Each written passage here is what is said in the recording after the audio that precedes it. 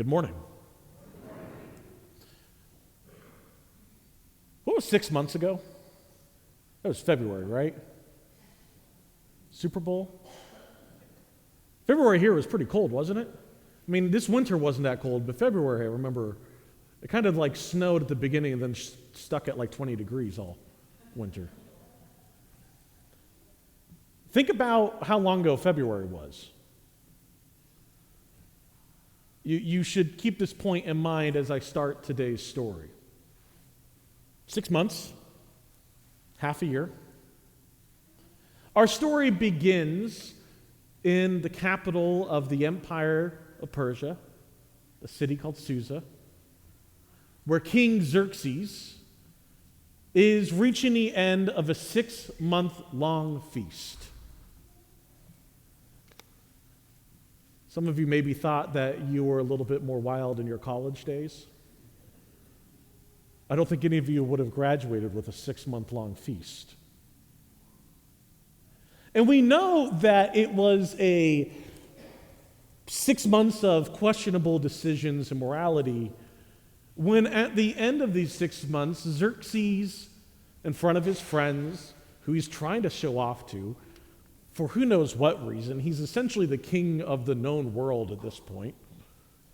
But I guess even when you're king, you still want something more, and he wants to show off to his buddies, and he says, tell you what, I'm going to invite my beautiful queen Vashti, and I'm going to tell her to get on some very good-looking clothes, and I'm going to parade her around in front of everyone.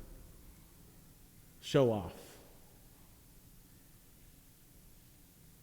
Now, I've only been married over 2 years. I can only imagine if I went on 6 days of partying and decided such a decision as this. Gentlemen, what do you think? Not a good idea for anyone here. Xerxes was acting an arrogant, drunken fool. And Vashti refuses the command. The command that came no less from 7 eunuchs, because Xerxes had to do everything in mega ways. He doesn't just send a messenger, he sends 7 of his messengers to Vashti, and Vashti ignores them and says, no, I'm not going to do this. And now, instead of Xerxes at the end of his 6-month feast, instead of him feeling prideful and showing off, he feels embarrassed in front of his buddies. So now we're in a position for him to start making other good decisions. He decides, well, I can't just let her get away with this. And so after consulting his counselors, he sets a course. 2 different actions are going to be taken. One, Vashti is forbidden from ever appearing before the king again. Oh, shoot. Right? Like, I don't know how much of a punishment that was in her mind. I guess we don't necessarily know her reaction or her exact fate after this, but she's essentially put away by Xerxes.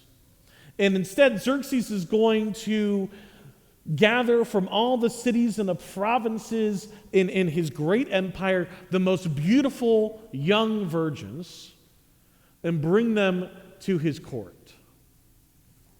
Now, this part of the story is actually pretty dark, and because we do have kids here, I'm not going to get into the exact details.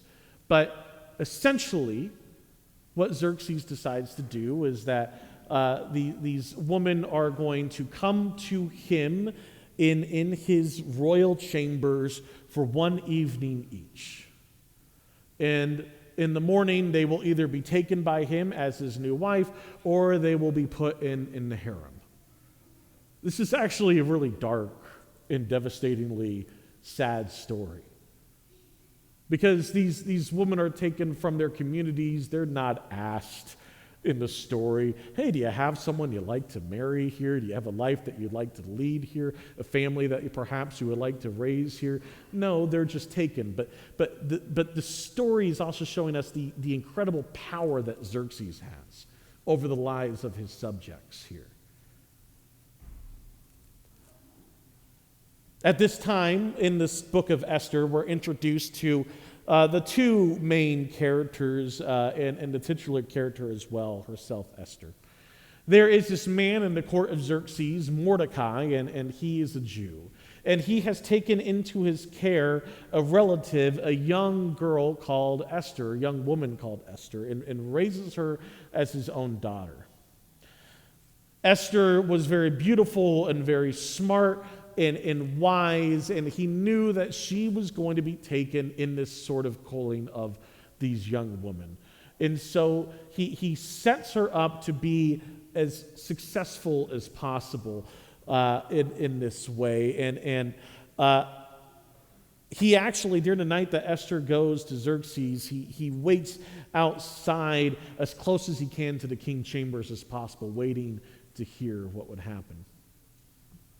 Esther, the night before she goes into the king, is given a choice. She can bring anything in that she wants, but instead of making her own decisions, she asks the eunuch who knows the king well, "What would you have me bring?" Seems to be a bit of wisdom here. And Esther, that night and the next morning, wins favor with the king, and he takes her as his new queen. Another thing that Mordecai did, though, during this process, which is going to come important as the story continues on, is that he told Esther, "Keep your heritage a secret. You're an orphan. Leave it at that. Don't tell him of what people you are. Don't tell him of your family and relatives. Try to keep that in the dark. Hold it as a close secret to yourself." And you see the sense that Mordecai is having. The whole point of this story, and I didn't give the full background, I wanted to get right into the story, but what are a bunch of Jews, people from the tribe of Judah, doing in Persia? Well, this is after the exile. This is after Babylon has taken Jerusalem, torn down its walls, destroyed the temple, and brought these people into exile into Babylon. And then Babylon itself falls to the Persians, and now we're at this part of the story. This is before they're able to go back to Jerusalem, before they're able to rebuild the walls, before they're able to rebuild the temple. This is in the time of their exile. They are people in a foreign land, and your best bet, don't draw attention to yourself in any way that you don't need to. Do good, get people's favor, but try to be a little bit subtle, a little bit secretive, a little bit shadowy about these things. So Esther gets favor and becomes the queen. Around this time, Xerxes raises up from amongst his court a man named Haman. And Haman's really interesting in Bible stories. Most biblical villains, at some point in their story, most of them have some moment that's a little bit redeeming in the eyes of the reader. Maybe not redeeming in terms of their salvation, but they have some sort of human quality or sympathetic quality that you might go, okay. One of the great examples, one of the great villains of all time in the Old Testament is Pharaoh. Right? As he's holding on to the people of Abraham and refusing to let them go. But even Pharaoh at one point asked Moses, "Would you and your people pray for me when you leave into the desert place?" It's a small moment, but it's a moment of at least Pharaoh has something going on where you can be sympathetic and you go, okay. He's a bad guy, but there's something human, and I can relate to this. Haman is one of the few characters who really has nothing at all relatable. He is just awful. He is kind of the worst person, and there's no point in the story where you really feel bad for Haman at all, which is good. He is just bad. We don't know all the life of Haman, but as far as the book and the story tells us, he's just bad, arrogant, evil, conniving. Well, Haman gets raised up to this great level in Xerxes' court, and he gets the king to set out this rule, which is crazy. But the rule is that all people are supposed to bow to Haman like they might bow to a king, or they might bow in the presence of a god or a lord. And this works. All these people are bowing to Haman. Haman, you can just tell, is just really enjoying this. Except for one person who refuses to bow to him, one of the king's counselors, Mordecai, the Jew. And no explanation is given in the book of Esther except this one short line. He refuses to bow to Haman because he's a Jew. Now, knowing the rest of the Bible stories and what's happened with Shadrach, Meshach, and Abednego previously in Babylon, that would be predating this story, a story that very likely Mordecai was aware of at this point. There is this idea that Jews know that there is only one to bow to, and he is the Lord Almighty, right? The King of Kings, the God of creation, and it is him that we reserve our worship for alone. But Esther never spells that out. I think it's a fair thing to assume in the story. Mordecai refuses to bow to Haman. Knowing that Haman is the second most powerful in the kingdom of Persia, and honestly, probably the most effective person in the king of Persia, because as we learn throughout the story, Xerxes really, I don't know how much Xerxes is aware in his own people. So, Mordecai refuses to bow to Haman, and this just burns Haman. This man who has wealth, this man who has lands, this man who has position, but this just burns him. That he's being refused this one thing. Mordecai refuses to bow to him. And he decides Mordecai must be dealt with, but it's not enough to kill Mordecai. In fact, all the Jews in the land of Persia must be eradicated because this one man won't bow to me. So he comes up with this plan, and along with his counselors, he casts lots because he's going to come to the king with the day that he's going to say, on this day, all the enemies of the Jews are allowed to overtake them and plunder them and kill them, and there will be no consequence. There will be no law against it. On this day, they'll essentially be free game for anyone who wants to take advantage of the situation. But they have to decide which day it is, so they cast lots, and they keep casting until they come to the 13th day of the 12th month of the calendar. This is in the first month that this is happening, so at about a year from now, this day will fall.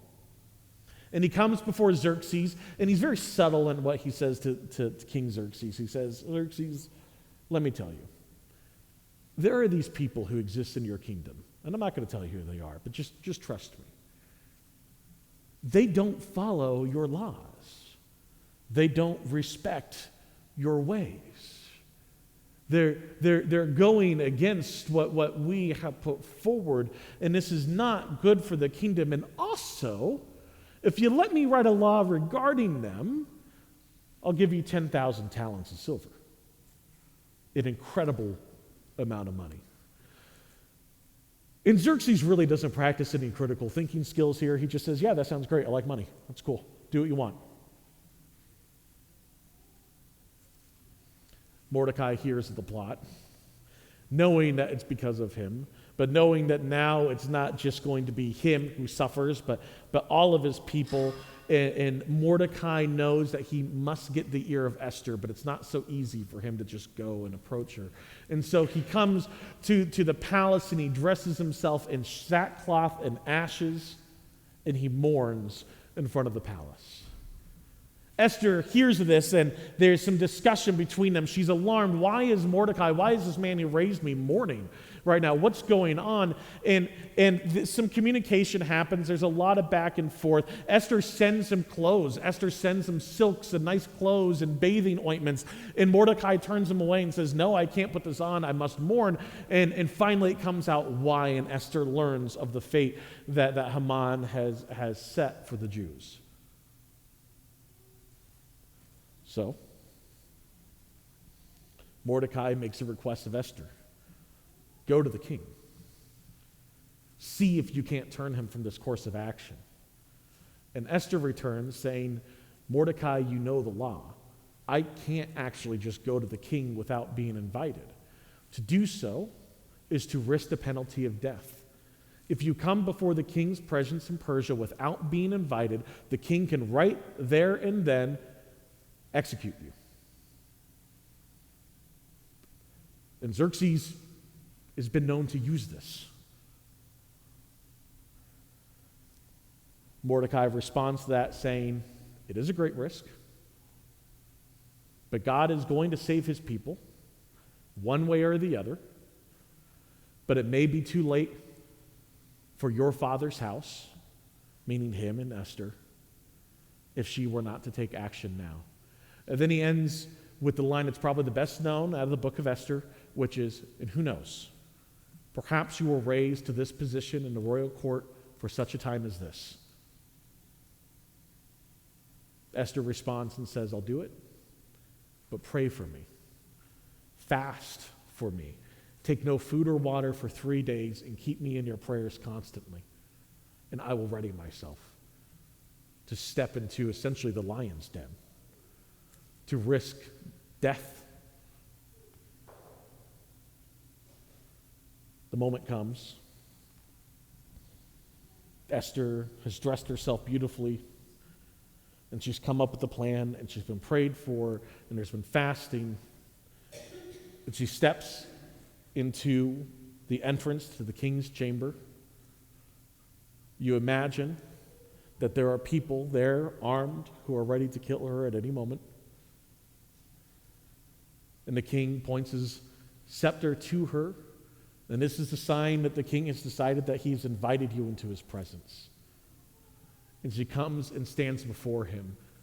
And Xerxes says something very we get this phrase in the Bible all the time, and I don't think it's ever actually meant, but he says, my queen, what do you desire? Anything up to half my kingdom I will give you. Which I would like to see one person at some point say, sure, I was going to ask for like the weekend off, but half the kingdom sounds really good. I'll take that. And this is the point where I had to reread this story this week, and I had forgotten the intricacies of the plot of Esther, and this is why I'm sharing with you today. It's such a good story. That I thought Esther at that point just asked, hey, this plot's happening, and we need to stop it. No. If there's one thing that any of us know about Xerxes, it's that he really likes to do one activity. And what is that activity? He loves feasting. He did it for 6 months at the beginning of the story. That's why we're in this situation in the first place. And so she says, why don't you come to my house tonight for a feast? And there I'll talk to you. And Xerxes says, this is a wonderful idea. This is awesome. I love that. My beautiful wife just came and asked me to go do feast at her house. Great. And then she asks, and bring Haman.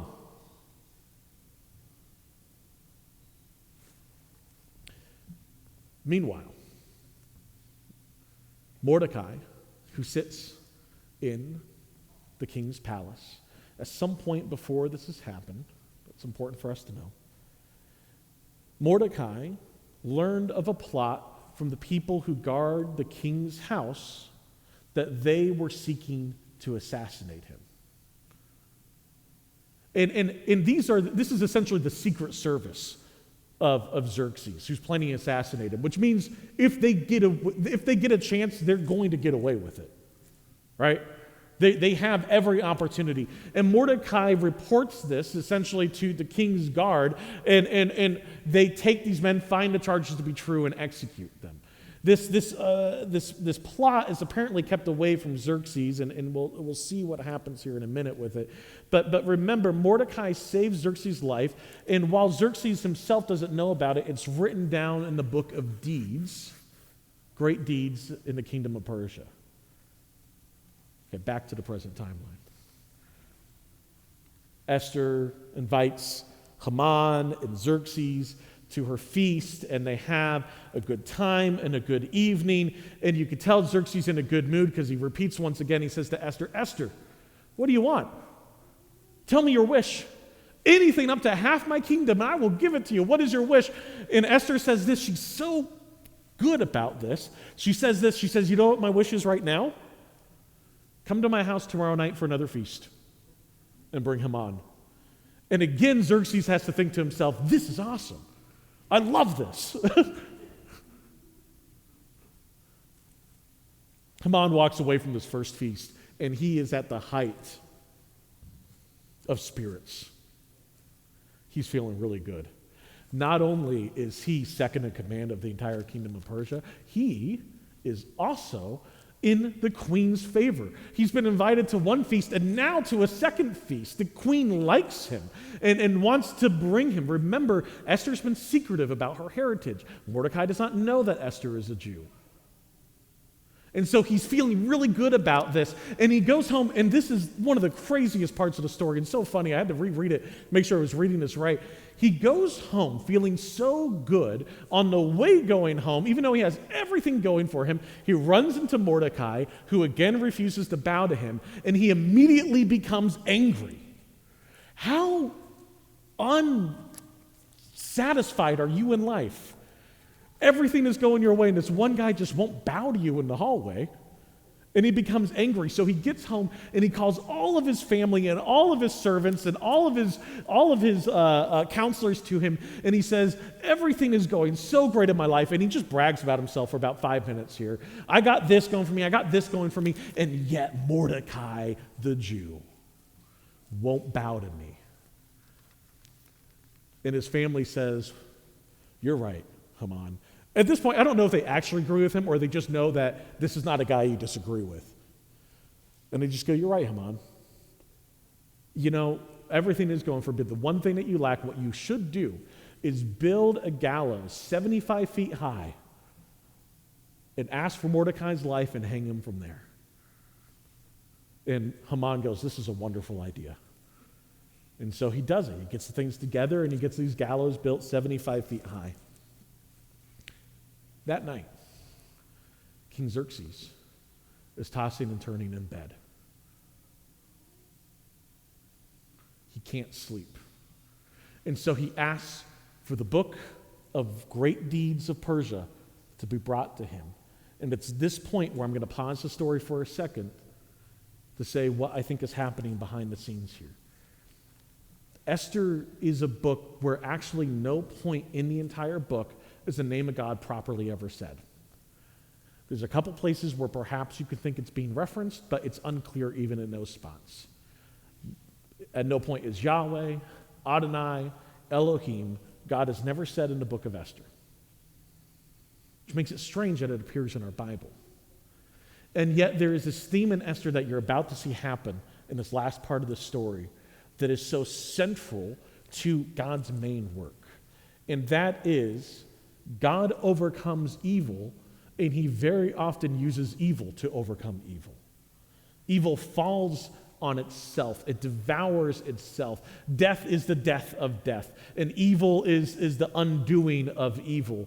And the plots that the evil and the kings and the powerful and even the small folk who are against God, ultimately God will use them to ensnare them. The very gospel is God defeating evil with evil. God defeating death with death. On Good Friday, the day that we call Good Friday, almost paradoxically, right? Because Jesus is on the cross. When Jesus is put into the tomb, death takes a body and is broken. Death takes a body, and death's own hold, evil's hold, Satan's hold over God's people is smashed in that moment. By using death's own power, death is destroyed because it takes the body of Jesus Christ and it encounters God fully. And in that moment, God breaks the back of death. God used betrayal to put Jesus on that cross and into that tomb, and in that way, that evil undoes itself. Satan must have thought he had a great victory to see the Son of God on a cross mocked and betrayed by friends and family, by the leaders of his people, and yet this was all going according to God's plan to undo evil itself. God uses evil to undo evil. Back to the story.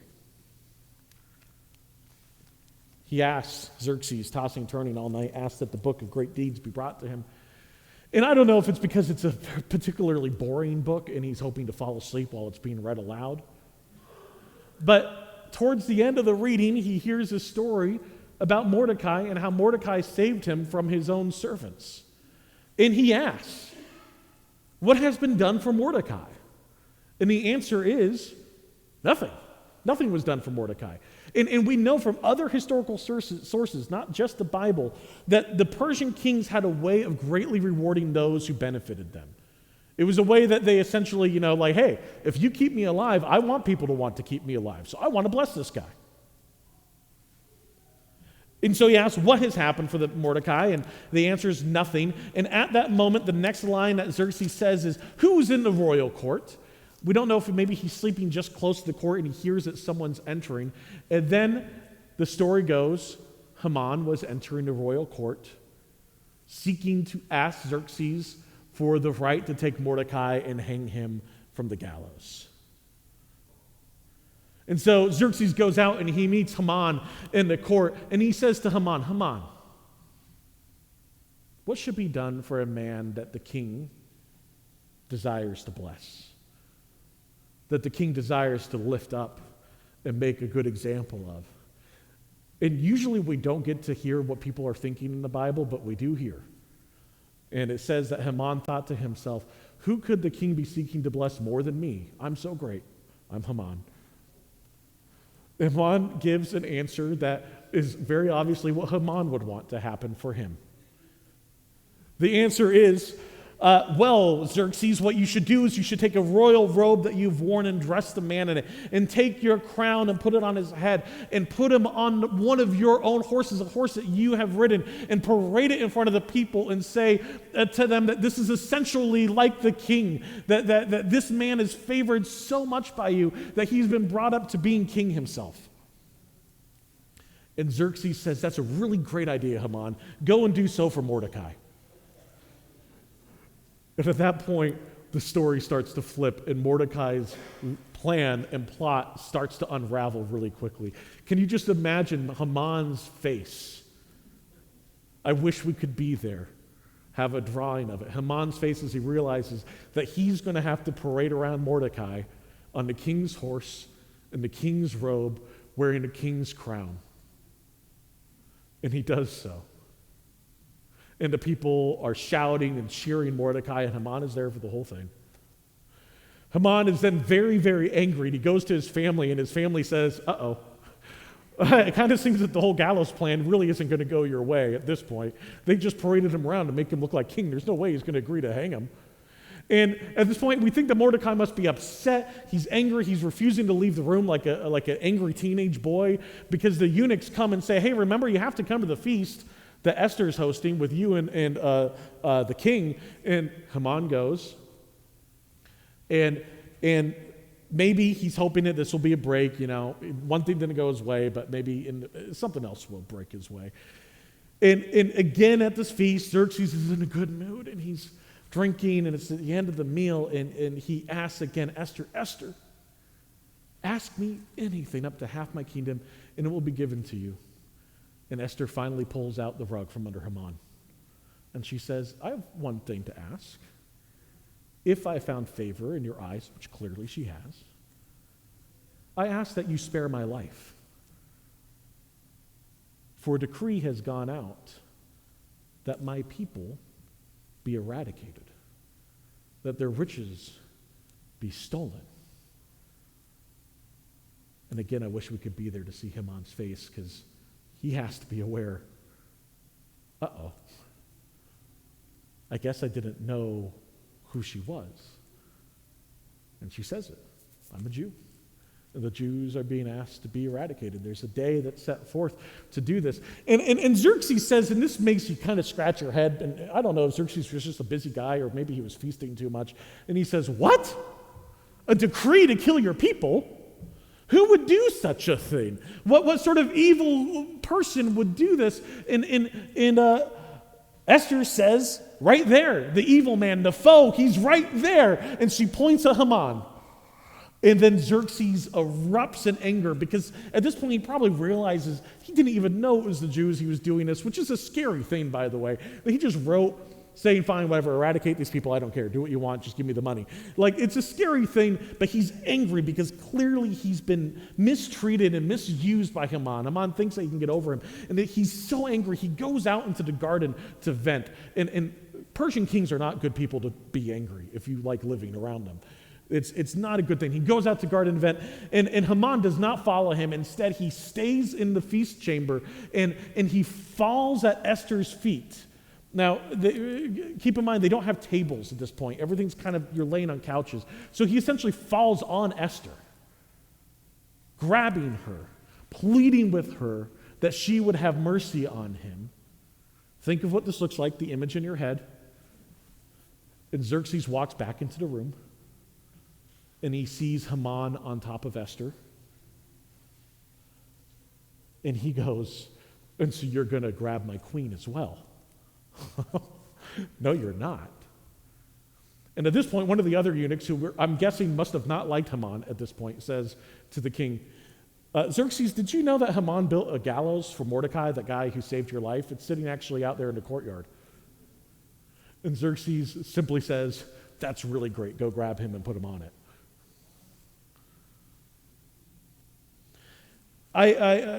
Because of time, I want to. That's the main drama of the story. Though the story continues. There's a weird thing about Persian law, and we see this a couple times in the Bible, that laws can't just be changed even by the king. Once an edict is made, the edict is there, and the king can't overrule the edict. This is not a good legal system, by the way, but it is a legal system they had. I suppose in some ways it was supposed to limit the power of the king. The king can't just say something, then pull it back. The king says something, that's the king's word. So what are we to do? Because we can't eliminate the edict that's going to happen to the people on the 13th day of the 12th month. So then Esther and Mordecai come to the king and they say, how about this? How about we create another edict and you let us send that out? And Xerxes says, fine. And Xerxes gives them use of the great royal horses and of all the scribes in the court, and a new decree is sent out that the Jews are actually to arm themselves, to defend themselves, and that they will not face any justice for striking down their own enemies on that same day. So now you have these two competing decrees, which really makes you think if you're a citizen in the Persian Empire and you're looking forward to getting your Jewish neighbor's money, well, now you're going to have to fight him for it. And there's no legal penalty. And not only that, Mordecai comes out dressed in royal robes after this whole incident. And because Mordecai is now essentially the big dog on top, every other leader of all these provinces decides, I'm going to favor the Jews. So whatever you need, we'll give you, we'll favor you. We'll even declare ourselves Jews alongside you. So the whole tables are flipping. And then on that day, it finally does come. The Jews don't just stay in their homes and defend themselves. They go out and strike down their own enemies. And the Bible's very clear. It says repeatedly they strike down the men. Now, it doesn't say they didn't strike down women and children, but in this story, it feels like they would have said that if they did. They strike down the men, and it also says that they took no loot. They took no plunder with them. They were doing this not as a way to enrich themselves, but as a way to defend themselves against people who had been plotting against them, neighbors who had been hoping for that day that they could prey on their downfall and take from them their land, their children, their riches. And so then at the end of the book of Esther, a new holiday is made. Purim is its name. It gets its name from the word for lots, because on the 12th day or the 13th day of the 12th month, the lots were cast. The Jews would be eradicated by their empire. And yet on that day, the opposite happened. It was their enemies who faced the sword. Purim, a holiday celebrating the reversal of fortune, that evil cast out evil. As I end the sermon here with this note, again, I just want to make clear, the story of Esther makes no direct mention of God. But do you hear these events and do you see how perhaps God is behind the scenes here? Working things in such a way that the evil plots would undo themselves? And altogether, the story again points us to the very paradoxical vision of Jesus on the cross. At the moment of real defeat, where everything seems to be going the way of the enemy, it's actually our great victory that we hold on to. In our own lives, there is evil present, and it feels at times that it's domineering over us and has control over us.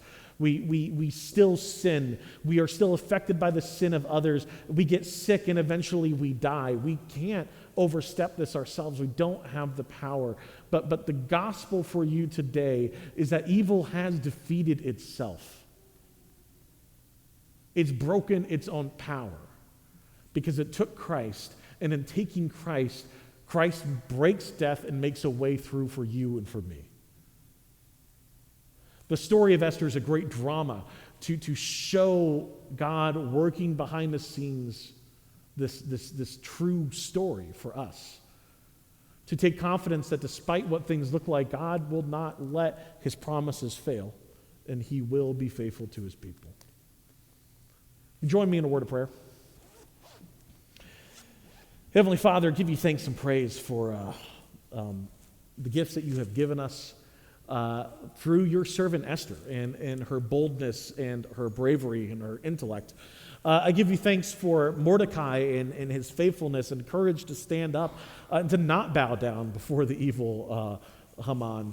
I give you thanks that you have shown yourself to be faithful in both ways that are great and powerful and stunning, as you did by bringing your people out of Egypt, but also to simply use evil people's own plots to destroy themselves, and how even death, through death, is defeated and dies itself. We ask that you would bind us closer to your Son, Jesus Christ, to know well what he has done for us and how he has won for us the victory. Your Son's name, amen. With that, we'll continue with the giving.